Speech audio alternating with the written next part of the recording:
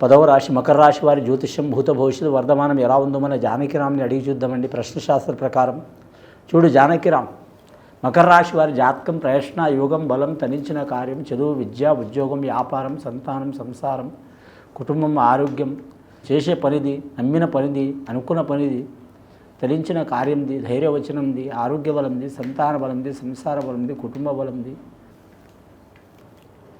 ముఖ్యంగా మకర రాశి వారి జాతకంలో చెప్పాలంటే మాత్రం సీతారామచంద్రుల కళ్యాణం వచ్చిందండి. శ్రీరాముల వారి కళ్యాణం వచ్చింది, అలాగే ధనలక్ష్మి దేవత వచ్చింది. మకర రాశి వారి జాతకంలో మాత్రం శ్రావణ మాస ఘడియ చాలా వరకు అద్భుతమైన యోగం ఉన్నదండి. మకర రాశి వారి జాతకానికి సర్వకార్యాలు వారు ఏ కార్యాలు చేసినా కలిసి వచ్చే అవకాశాలు ఉన్నాయి. గ్రహాలు అనుకూలంగా ఉన్నాయి. ఎల్నాటి శని ప్రభావం లాస్ట్ ఘడియలో ఉంది. వారికి ఎల్నాటి శని ప్రభావం ఉన్నా కూడా మాత్రం గురుబలం అధికంగా ఉన్నాయి. నవగ్రహాల్లో వారికి 7 గ్రహాలు అనుకూలంగా ఉన్నాయి. 2 గ్రహాలు కొద్దిగా ఇబ్బందికరమైన యోగ బలాలు ఉన్నాయి. ఆదాయం ఖర్చు సరిసమానం ఉంటుంది. ధనానికి లోటు ఉండదు. వారు అనుకున్న కార్యాలు మాత్రం 10 రూపాయలు ఎక్కువైనా సరే మాత్రం సాధించేదాకా వదిలిపెట్టరు. కానీ ముఖ్యంగా శ్రావణ నక్షత్రం వారికి కలిసి వచ్చే అవకాశం ఉంది. శ్రావణ మాసంలో శ్రీ వెంకటేశ్వర స్వామి దర్శనం చేయడం చాలా వరకు మంచిది వారికి. అలాగే వీలైతే సీతారామచంద్రుల కళ్యాణం చేయించడం. కానీ ధనలక్ష్మి దేవత వచ్చింది, ఎక్కడ పోయిన వారికి అన్నం పుడుతుంది, అదృష్టం ఉంటుంది. 4వది తెలుపు వర్ణం వస్త్రం మంచిది. వ్యాపారస్తులకు వ్యాపారంలో కలిసి వచ్చే అవకాశం ఉంటుంది.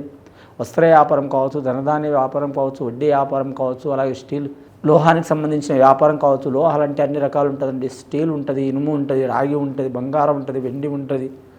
అలాగే ఎలక్ట్రానిక్ పరికరం వ్యాపారం చేసేవారు కూడా కలిసి వచ్చే అవకాశం ఉంది.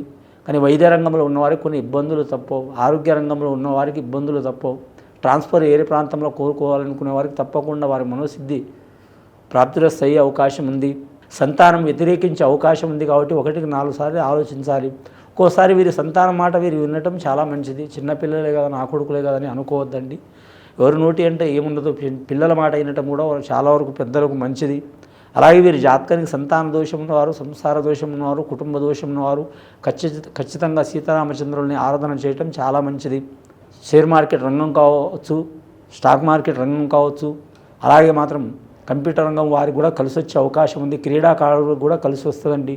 గత కొన్ని సంవత్సరాల నుంచి క్రీడాకారులకు ఇబ్బందులు ఏ రంగంలో ఉన్న క్రీడలంటే కొన్ని వందల రకాల క్రీడలు ఉన్నాయండి.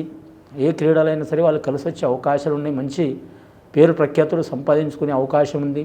ఈ రాశి వారు ఖచ్చితంగా నవగ్రహాలని పూజ చేయాలండి. శనేశ్వరుని ఆరాధన చేయాలి. 3వది మాత్రం లక్ష్మీనరసింహస్వామి ఆరాధన చేయాలి. 4వది వెంకటేశ్వర స్వామి. 5వది వీరి జాతక బలానికి మాత్రం సీతారామచంద్రుల దర్శనం చేయాలి. ఇది విని చూసి ఆచరించే వారికి గొప్ప ఫలితాలు కలుగుతాయండి.